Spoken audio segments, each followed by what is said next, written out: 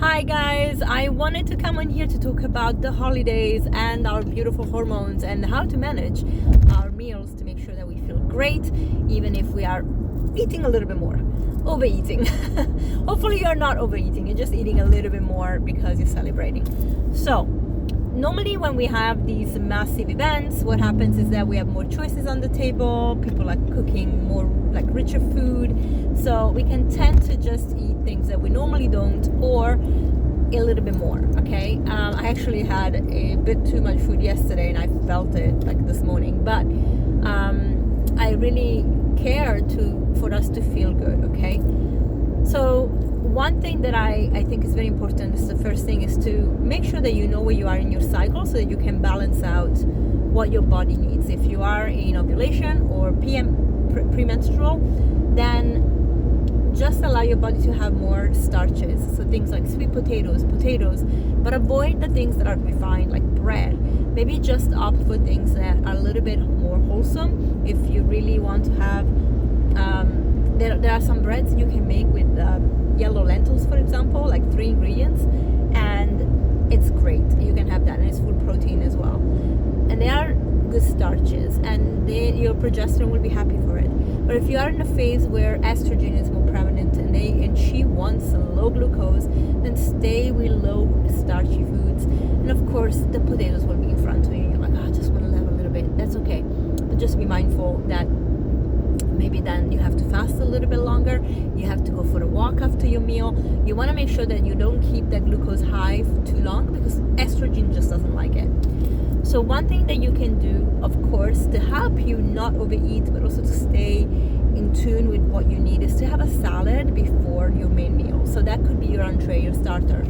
And the reason you want to do that is because you are then having a lot of fiber and non-starchy fiber generally into a salad, and you are feeding your microbiome at the same time. Also, when you make a salad, you can use some bitter greens like arugula, and then you can actually also help your liver detoxify and get ready for the holidays meal that is a little bit richer. Now, of course, if you're drinking alcohol, that is a little bit tougher because the liver would be really working harder, and so just be careful not to overdrink. The other thing is you want to make sure that you're drinking enough water to stay hydrated, but don't drink with your meal. Try to drink before. And a good tip to start digestion is to have a warm tea, maybe ginger, half an hour before your meal.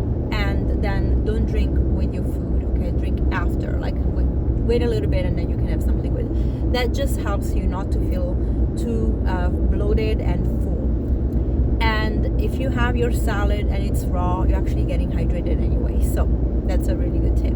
The other thing is, if you're having desserts, which of course you will have, try to see if you can make your own and bring things into your diet that are into your meal that are whole foods. So you can make amazing desserts with dried fruits and nuts and seeds. And of course they're a little bit heavier already, but at least they're real ingredients and your body will appreciate that. And because you've had a salad before your meal and then you had your food, when you have that kind of dessert that is whole food, your body won't just go into this craving mode because the sugar will be more balanced. Now, I want you also not to freak out about those spikes. I see everybody online talks about the spikes and getting freaked out about it. It's normal to have spikes when we are eating a food, because our body is going to use glucose to give us energy. So what I love you to do is to make sure that you have that you understand that glucose will go up with your meal, and that is a signal for insulin to be released by the pancreas so that your cells are open to receiving that glucose that is in the blood, and for the mitochondria to make ATP. So it's a completely normal physiological reaction to eating food. So don't freak out. Everybody freaks out about this, and it makes me really sad because these CGMs are really helpful, and I really recommend having one to understand how your body works.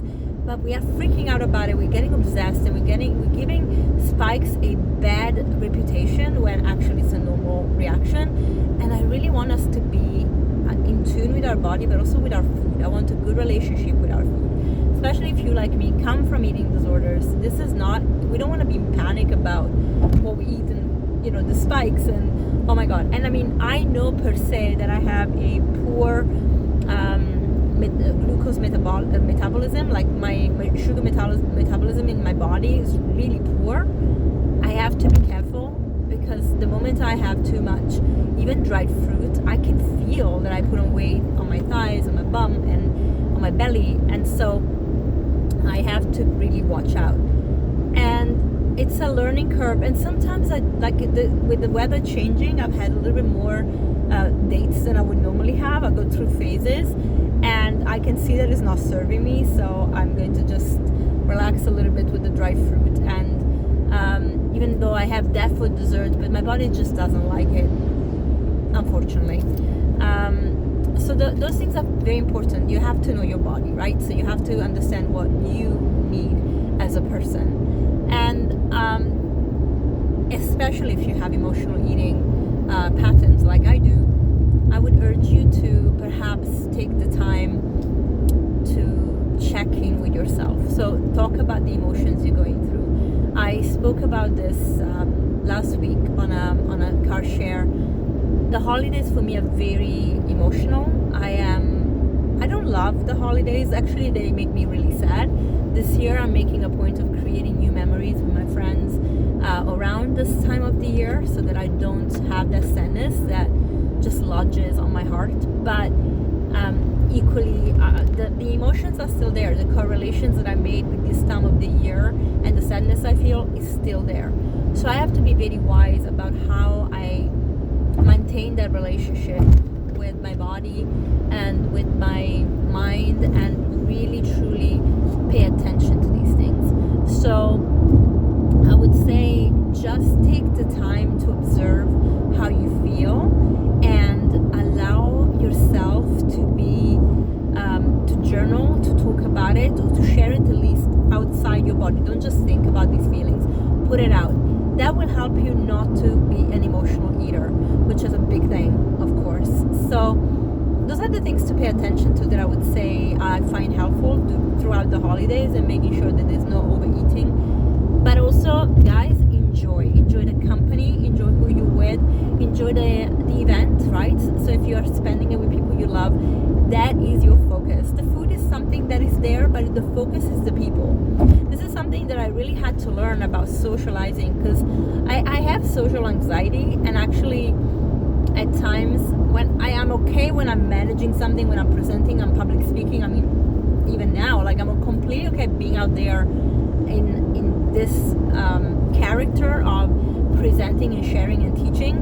But sometimes in events I feel really overwhelmed, especially if I don't know people. What I tend to then do is that food becomes my comfort, because food has always been my comfort, even growing up. And at the same time, you know, my little enemy.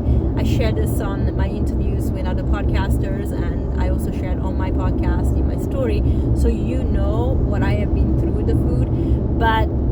And it's not about the food, it's the emotions. So enjoy the event, enjoy the people you're with, don't stress about the food. So guys, I hope this is helpful, and if you want to know more, subscribe to my newsletter, and I shall see you on the 2nd of January for my masterclass. How to learn how to have a good relationship with food, how to have a good relationship with your body for the rest of the year, attuning to your hormones. Stay tuned. Bye.